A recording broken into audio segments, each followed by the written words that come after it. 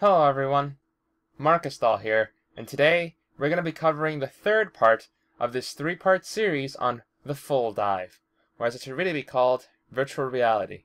In this video specifically, we're going to be covering the virtual aspect of virtual reality. Before I begin, I do want to note that this is going to be a highly subjective area of the subject of virtual reality, and really, your words are going to be just as much gospel as mine or really anyone else's. So remember that as you try to watch this video and see the points I make. Now that the disclaimer is out of the way, let's get this started with a quick reminder of what the virtual aspect of virtual reality even is. Virtual refers to things that are created by means of a computer. Going off of that definition, we can quickly ascertain that virtual reality is made using a computer. Alright, big duh. Let's look at it more closely then. What's a computer now? Computers are devices created by people to present, store, or process data.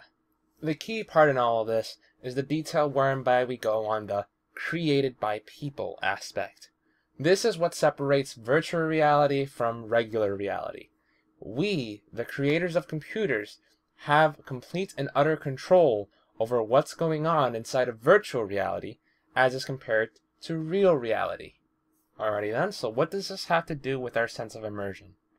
Well, you see everyone, when it comes to immersion, we actually already have a form of technique of immersing people in that respect. You're kind of watching one right now. It's entertainment media.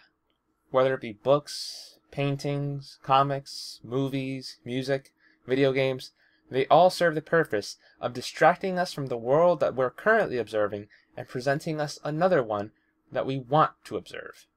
Usually, whenever we're referring to the subject of immersion in this respect, we tend to be going into the aspects of flow or visualization. It's basically what happens when you get lost in a work.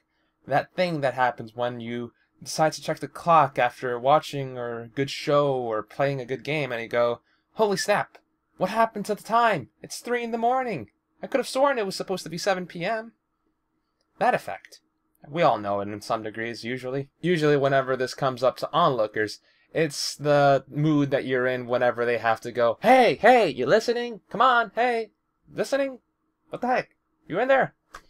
We all know that effect. I have to deal with it on a daily basis. The inverse of the situation, whereby we're distracted by reality from virtual reality, is away from keyboard. In other words, even though you're supposed to be in the virtual world, you've decided to go to the real world because of a more pressing issue. In this respect, you can see that the virtual aspect of virtual reality applies to both regular reality and virtual reality in equal measures. In essence, virtual reality and regular reality are fighting for control over your consciousness. You may not realize it, but the mediums you already have are incredible tools for immersing us in virtual realities. The primary difference here being really the amount of data, or the reality aspect, of virtual reality. Theoretically, at least, there's nothing you can do in any other medium that you can't also do in virtual reality, at the very least when virtual reality is at its best. The following is a major point that I kind of want to make, and you can feel free to disagree with this following statement, because I do feel that some people will be open to taking another angle on this. But essentially, I feel that virtual reality, at its very best, will render regular reality completely and utterly obsolete. There will be basically nothing that you can do in regular reality that you cannot also do in virtual reality and experience in a much better fashion. Period.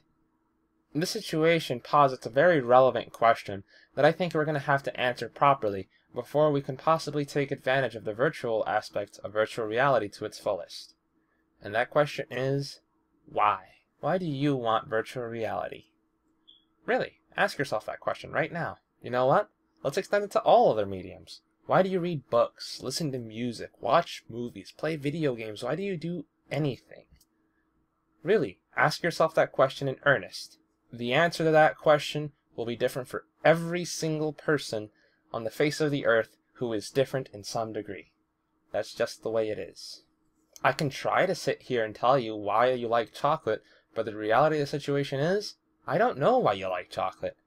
Some people hate chocolate, and I don't understand those people. How could you possibly hate chocolate? It tastes so delicious, but to them it tastes disgusting.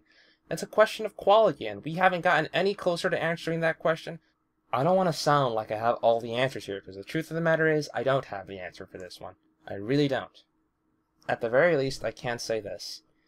The answer to this question will be equally as relevant to every medium in existence, just as much as it is relevant to the subject of virtual reality. So, what does this say about virtual reality then? Well, the truth of the matter is the virtual aspect of virtual reality doesn't need to go so far as perfection in order to really attain the thing that we really all want, which is in essence a complete and utter distraction from this reality.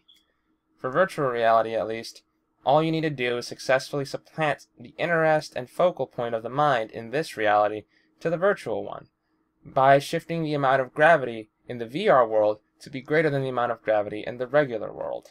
You must feel as though the virtual reality you're experiencing is significantly more important than the regular reality you experience, in order to have obtained the immersion level of virtual in the virtual reality. Truth be told, regular video games in their current incarnations are more than good enough to achieve the virtual aspect of virtual reality, come time that the reality aspect catches up. I mean, just look how long people have been dedicated to games like EverQuest and World of Warcraft.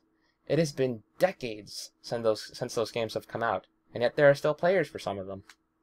Well, everyone, this has been Marcus Stahl, logging out.